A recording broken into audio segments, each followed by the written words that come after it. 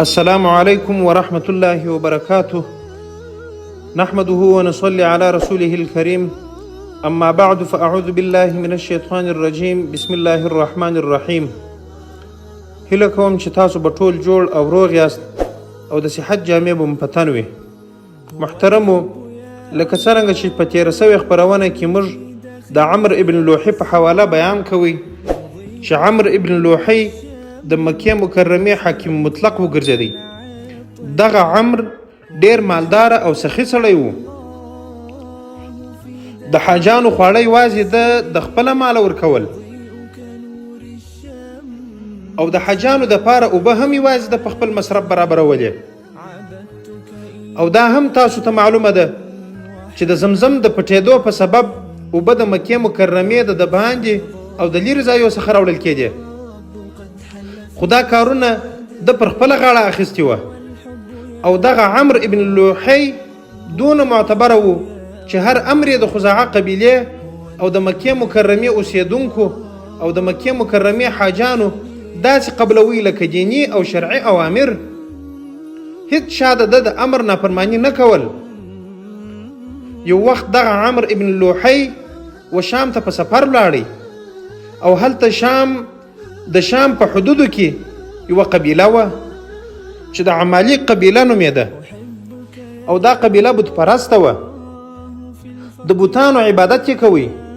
خو تر دغه وخته عربو نه بوتان پیژندل او نه یې د بوتانو عبادت کوي، بلکې ټول موحدین او د ابراهیم علیه السلام پر دین وه.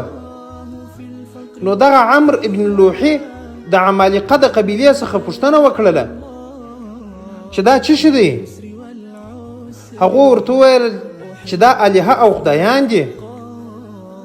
کم وخت چې پر موږ لوږه او کښتي راسي ډوډۍ راکوي، او کم وخت چې یو قوم پر موږ حمله وکړي او جنگ را سره کوي دوی زموږ کومک کوي، بارانونه را باندې اوروي او بالاخره الله ته مو نږدې کوي.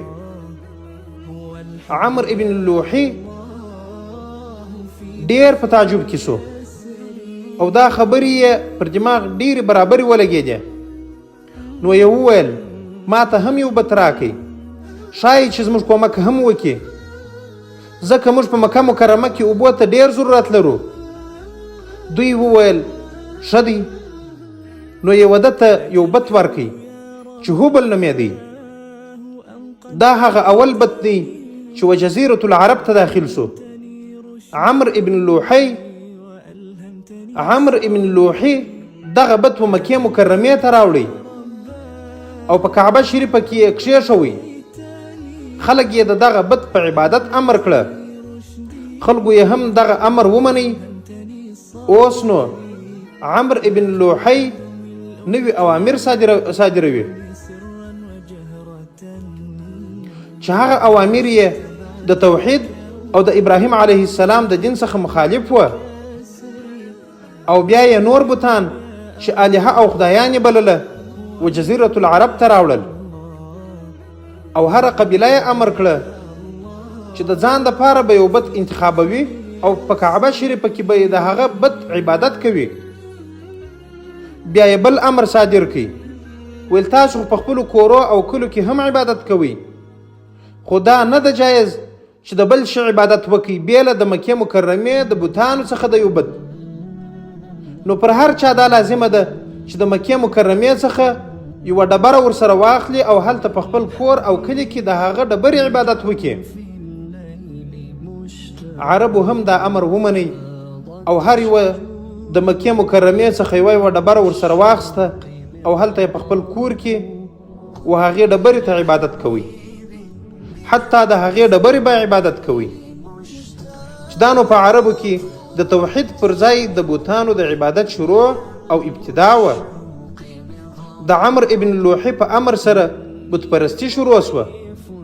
رسول الله صلی الله علیه وسلم د دغه عمرو ابن لوحي په باره کې فرمایي: رأيت عمرو بن عامر بن لوحي الخزاعي يجر قصبه في النار. یعنی عمرو ابن عامر ابن لوحی الخزاعي مې ولیدی چې خپلې کلمې په اور کې کشوي. دا ولې؟ ځکه دی هغه څوک دی چې د عربو و دین ته یې تغییر ورکوي. تر دغه د مخه ټول عرب پر توحید او د ابراهیم علیه السلام پر دین و. اول سړی چې د دوی دین یې په شرک او بتپرستي ور واړوي دغه عمرو ابن لوحی و. او بیا یې د حج او عمرې و تلبیې ته تغییر ورکوي. د مخه عربو تلبیه داسې ویل: لبیک اللهم لبیک لبیک لا شریک لک لبیک ان الحمد والنعمة لك والملك لا شریک لک. چې دا د اسلام او توحید تلبیه ده. خو عمرو ابن لوحی خبیث په اخر کې دغه د شرک جمله پر زیاته کړه چې لا شریک لک الا شریکا هو لک تملكه وما ملك. دا د شرک جمله ده، خو دغه جمله د توحید پر تلبیه ور زیاته کړه.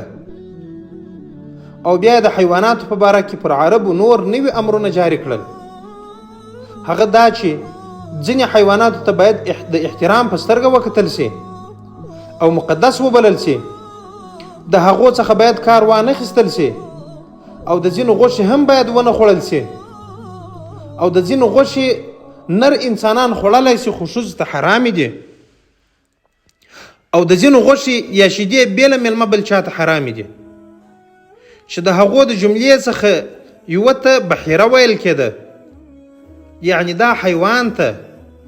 یو بل حیوان ته بیا حامي ویل کېده، بل ته سایبه ویل کېده، او بل ته وسیله ویل کېده، او داسې نور نمونه یې پر کښېښول. مثلا سایبه هغه اوښه وه چې لس لوڼې یا په بله معنا لس جونګیان یې پرله پسې زېږولي وای، او په مابینځ کې نر جونګی نه وای، یعنی نر جونګی یې نه وای زېږولی. لس دانې جونګیان یې پرله پسې زېږولي وای، په دا مابینځ کې نر جونګی نه وای زېږولی.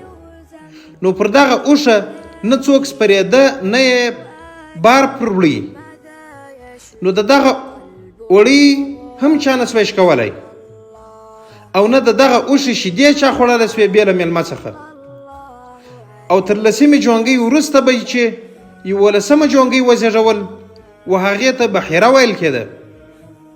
د هغې غوږ به یې ورچاک کړي او د خپلې مور سره به یې ایله کړه. پر هغې هم نه څوک سپرېده، نه یې چا وړۍ اخیستلې او نه یې چا شیدې څښلې بې له میلمه څخه. دا هم داسې وه لکه د مور د دې مور چې وه، دې ته بحیره ویل کېده. او د صاحبې لور وه. او وسیله هغه میږه وه چې 5 واره به غبرګه لنګه سوه، او د هر وار 2 بچیان به یې ښځې وری وې. په 15 واره کې به یې نر وری نه و زېږولی. نو دوی به ویل چې دا ورسېده. نو که دغه وسیلې تر دغه وروسته بل بچی وزېږوي، د هغه د غوښو خوړل د مشرکانو و نورو ته روا و، خو ښځو ته نه و روا. او که بیا به مردار سو، یعنی په خپله مړ سو، نو ښځو ته هم خوړل روا و. او حامي هغه ځوان نر اوښ و چې د ده د ختلو په واسطه به پرله پسې 10 ښځې جونګیانې وزېږېدې. نو د ده شا د بار او سپرېدو څخه وساتل سوه چې د حامي هم دغه ترجمه ده. او نه د اوړي څخه کار اخیستل کېدی، فقط په اوښانو کې به د ختلو دپاره ایله و. نو الله عز وجل د مشرکانو د دغه کار په باره کې د سورة المائده په 103 نمبر آیات کې فرمایي: ما جعل الله من بحيرة ولا سائبة ولا وسيلة ولا حام ولكن الذين كفروا يفترون على الله الكذب وأكثرهم لا يعقلون.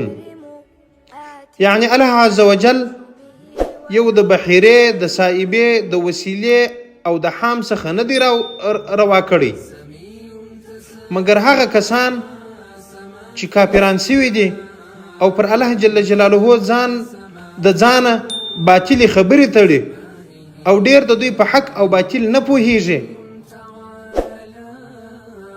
د هغو د پاره روا دي هغه خوړلی شي نو عمرو ابن لوحی داسې نور ډیر شان د دوی وجن ته او د شریعت پر قسم کښېښول او په دوی کې یې رواج کړل حتی نور بوتان یې هم کعبې شریف ته راوړله دې هیله قدرمنو اورېدونکو دا و زموږ د نن ورځې خپرونه چې ستاسو درانه حضور ته وړاندې شوه تر بلې خپرونې پورې چې زه بیا هم ستاسو درانه حضور ته راځم تاسو ټول په پاک رب سپارم پاته ژوند مو نیکمرغه والسلام علیکم ورحمة الله وبرکاته